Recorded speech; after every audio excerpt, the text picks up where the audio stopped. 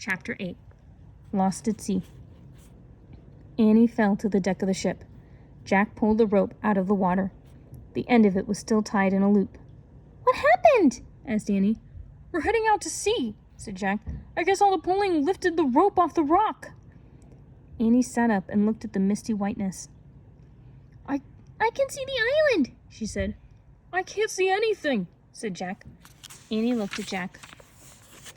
"Do you think this is our darkest hour?" she said. "I don't know," said Jack. "Maybe the book will help." He pulled out their research book. He found a picture of the Viking ship. He read the caption aloud. "Viking warships were the best ships of their times. When there was no wind, the crew would take down the sails and row with oars. The smallest ships had 4 rowers, and the largest had as many as 32. Rowers sat on boxes that stored their belongings." "Great," said Annie, jumping up. "This isn't our darkest hour." "Why do you say that?" said Jack. "There's still hope," said Annie. "We can row to the other side of the island and find the treehouse."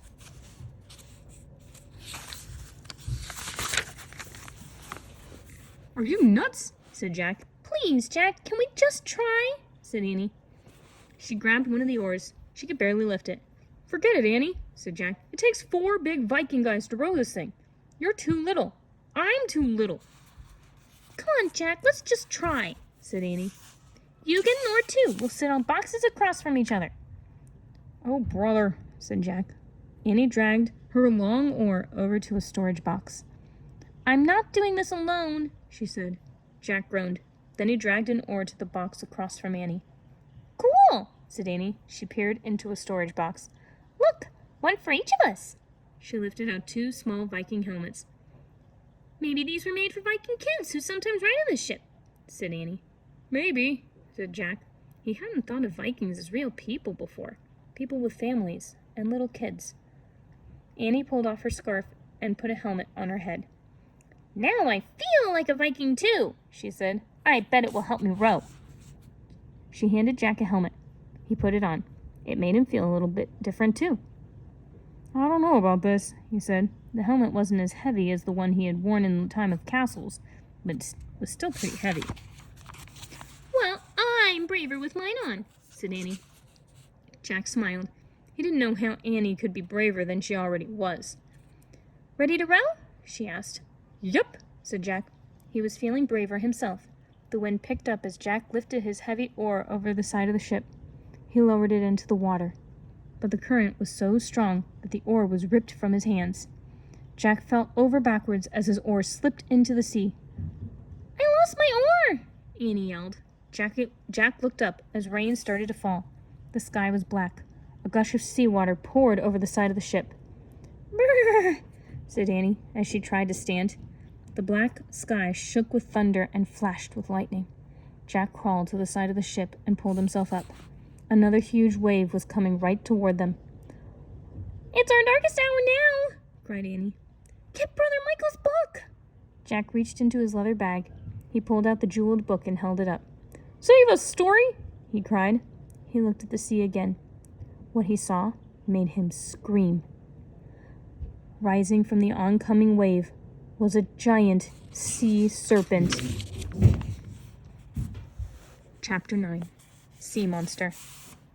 The serpent's head rose higher and higher. Jack couldn't move.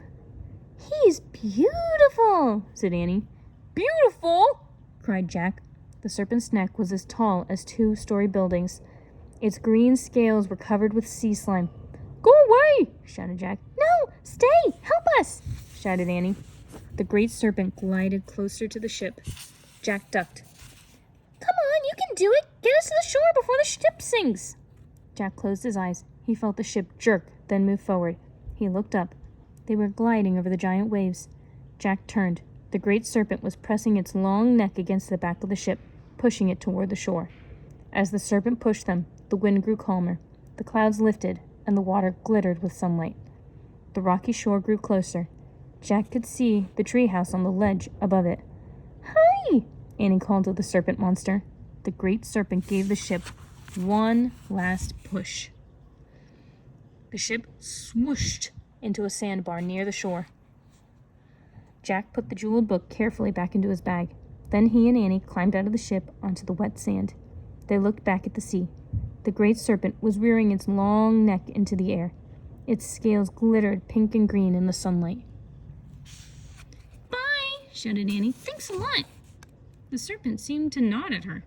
Then he dove into the sea and was gone. Jack and Annie headed toward the rocks. All of a sudden, Annie gasped. "Uh-oh," she said, pointing to the top of the cliff. 2 Vikings were staring down at them. "To the treehouse!" cried Jack. The Vikings shouted and started down the steep stairs. Jack and Annie began scrambling up the rocks. They reached the treehouse and climbed inside. Jack grabbed the Pennsylvania book. Annie stuck her head out of the window. "Go home! Stop causing trouble!" she yelled to the Vikings, who were almost at the ledge. Jack pointed at the picture of Frog Creek Woods. "I wish we could go there!" Jack shouted. Just as the Vikings reached the ledge, the wind began to blow. The treehouse started to spin. It spun faster and faster. Then everything was still. Absolutely still. Chapter 10. Sunrise. "Boy, I'm glad to be back in my jeans," said Annie. Jack opened his eyes. He still felt damp, but he was glad to be wearing his jeans again, too. "Welcome home," said Morgan. She was standing in the shadows. "Are you all right?" "Of course," piped Annie. "And we brought back the lost book." He reached into his backpack and took out the jeweled book of Brother Michael. He handed it to Morgan. The enchantress sighed. She ran her hand over the sparkling cover. "A great work of art," she said. Morgan then put the book next to the scroll from Roman times and the bamboo book from ancient China. "I'm afraid the story you wanted is not all there. Brother Michael didn't get a chance to finish it." Morgan nodded. "I know," she said. "Sadly, we have only bits and pieces of many wonderful old stories." "What's the story about?" asked Annie. "It's an ancient Irish tale about a great serpent named Sarf," said Morgan. "He saved us by pushing our ship over the stormy waves," Annie said. "Sarf was a huge, ugly monster," said Jack. Morgan smiled. "Sometimes monsters can be heroes," she said. "What about Vikings?" asked Jack. "Oh, most definitely. Vikings could be heroes too," she said. "In fact, once the Vikings settled down, they became more than just warrior people. They actually added a lot to civilization." "We found civilization on our trip," said Annie. "Yeah," said Jack, "in the library of the monastery." Morgan smiled again. "That library was a light in the dark ages, wasn't it?" she sighed. Jack nodded. He thought of Brother Michael and the other monks making their beautiful books by candlelight. "Thank you also for your great courage," Morgan said. "You are both heroes, too." Jack smiled shyly. "Go home now and rest," said Morgan. "Bye," Jack and Annie said together. They started down the treehouse ladder. The sky was turning pink and gold. When they reached the ground, Morgan called out to them, "Come back in 2 weeks. I need you to find one more lost book." "Where is it?" said Jack. "Ancient Greece," said Morgan. "A place with the highest civilization and the first Olympic Games." "Oh, wow," said Annie. Jack was thrilled. He had always wanted to go to ancient Greece.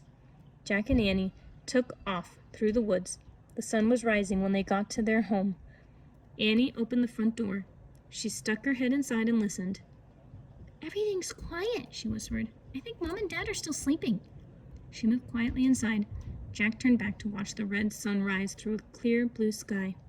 He thought about how it was the same sun that had risen in Ireland over 1,000 years ago. "Shine, O light of the sun," Jack whispered, "on this day filled with wonder."